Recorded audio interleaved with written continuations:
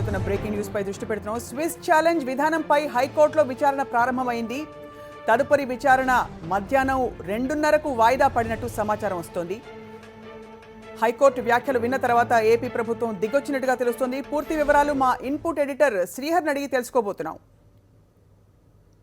Right Srihari, చెప్పండి. Swiss challenge విధానంపై high court అభ్యంతరాలు ఏ అంశాల్లో ఉన్నాయి? స్వప్న, ఈ రాజధాని అంటే విభజిత ఆంధ్రప్రదేశ్, అవశేష ఆంధ్రప్రదేశ్ సంబంధించి అమరావతి నగర నిర్మాణానికి ఉద్దేశించిన విధానం ఏదైతే ఉందో స్విస్ ఛాలెంజ్ మెథడ్ ని ఏపీ ప్రభుత్వం ఎంపిక చేసుకుంది. అయితే ఈ విధానం పైన గతంలో సుప్రీంకోర్టుతో పాటుగా ప్రముఖ ఆర్థికవేత్త విజయ్ కేల్కర్ నేతృత్వంలో ఉన్న కమిటీ కూడా తీవ్రంగా తప్పుపట్టింది. ప్రపంచంలో చాలా దేశాలు ఈ స్విస్ ఛాలెంజ్ విధానాన్ని తిరస్కరించే కేవలం 6-7 దేశాల్లో మాత్రమే అమలు జరుగుతుంది. అలాంటి లోపభూయిష్టమైన విధానాన్ని ఎందుకు ఎంపిక చేసుకుంటున్నారనే అంశం మీద తీవ్రమైన విమర్శలు, ఆరోపణలు వచ్చిన నేపథ్యంలో ఈ వ్యవహారం మొత్తం కూడా ఇప్పుడు న్యాయస్థానం ముందుకు వచ్చింది. న్యాయస్థానంలో సురేష్ కుమార్ అనే వ్యక్తి ఈ పిటిషన్ దాఖలు చేశారు. దాఖలు చేసిన తర్వాత మొన్న జరిగిన విచారణలో కోర్టు ఈ స్విస్ ఛాలెంజ్ విధానంలో ఉన్న చాలా కీలకమైన అంశాలను ప్రశ్నించడం జరిగింది. అసలు దాపరికాన్ని ఎందుకు వహిస్తున్నారు, ఒప్పందంలో ఉన్న అంశాలను ఎందుకు బయట పెట్టట్లేదు, అన్ని సంస్థలు కూడా అందుబాటులోకి ఎందుకు తీసుకురావట్లేదు, ఇది ఛాలెంజ్ చేసే మోడ్ లో ఉందా, అంటే ఎవరైనా ఒక బిడ్డింగ్ సంస్థ వచ్చి సవాల్ చేసే రీతిలో ఉందా, లేకపోతే పరస్పరం మీరు అవగాహన కుదుర్చుకొని ఒక ఒప్పందం ప్రకారం దీంట్లో ప్రవేశపెట్టారన్న అంశాలపై ఏదైతే ఆ న్యాయవాది వినిపించిన వాదనలతో ఏకీభవిస్తూ కోర్టు కొన్ని కీలకమైన వ్యాఖ్యలు చేసిన నేపథ్యంలో ఇవాళ ఉత్తర్వులు వెలువడే అవకాశాలు చాలా స్పష్టంగా కనిపిస్తున్నాయి. ఈ ఉదయం కోర్టు హాజరు కాగానే కోర్టు ముందుకి ఈ పిటిషన్ వచ్చింది. పిటిషన్ వచ్చిన తర్వాత ప్రభుత్వం చాలా వ్యూహాత్మకంగా అంటే ఒక దశలో కోర్టులు జోక్యంతో దాదాపుగా దిగిరాక తప్పని పరిస్థితి, మొత్తం వివరాలన్నీ వెల్లడిస్తాం, వివరాలన్నింటినీ అందుబాటులో ఉంచుతామని కూడా కోర్టుకు తెలియజేయడం జరిగింది. అయితే వెంటనే ఈ పిటిషన్ తరపు న్యాయవాది ప్రకాష్ రెడ్డి తన అభ్యంతరాలను వ్యక్తం చేశారు.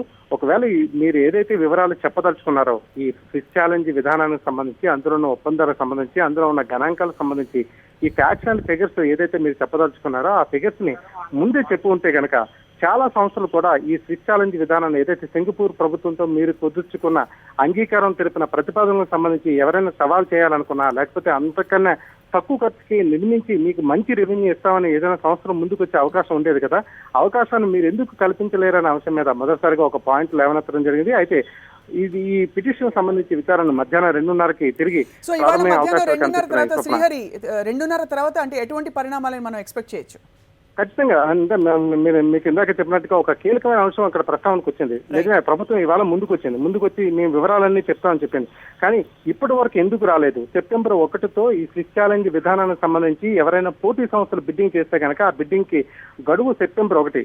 ఇవాళ ఆల్రెడీ ఆగస్టు 26వ తేదీ. ఇప్పటి వరకు కూడా మీరు ఎందుకు ఈ ఒప్పందాలను బయట పెట్టలేకపోయారు, ఎందుకు పారదర్శకంగా ఉండలేకపోయారని ఒక వాదనలు ఏదైతే జరుగుతున్నాయి. వీటి తప్పనిసరిగా అంటే ఒక హైకోర్టు స్థాయిలో జోక్యం పెరిగిన తర్వాత కానీ రాష్ట్ర ప్రభుత్వం ఈ అంశాల గురించి కాస్త ముందుకు రాలేకపోయింది కదా. కాబట్టి ఖచ్చితంగా ఒకవేళ ఇప్పుడు మీరు వివరాలు ఇస్తామంటే కనుక మొత్తం వివరాలన్నీ బయట పెట్టండి, మొత్తం ఒప్పందాలను బయట పెట్టండి.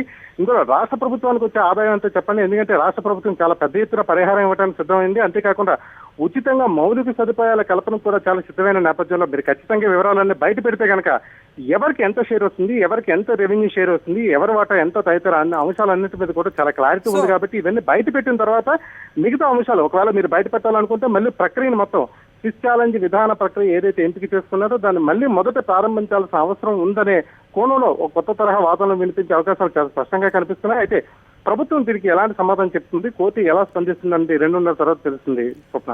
రైట్ శ్రీహరి, మొత్తం మీద ఈ విషయంలో పారదర్శకత మాత్రం ఉంటుందని మనం చెప్పొచ్చు. 2:30 తర్వాత బహుశా చాలా అంశాలు ఏపీ ప్రభుత్వం బయట పెట్టే అవకాశాలు కనిపిస్తున్నాయి. ధన్యవాదాలు శ్రీహరి.